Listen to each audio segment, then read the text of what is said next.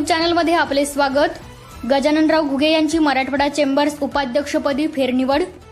जिल्हा व्यापारी संघाचे अध्यक्ष तथा भाजपचे जिल्हाध्यक्ष माजी आमदार गजाननराव घुगे यांची Marathwada chambers of trade and कॉमर्सच्या उपाध्यक्षपदी फेरनिवड करण्यात आली आहे।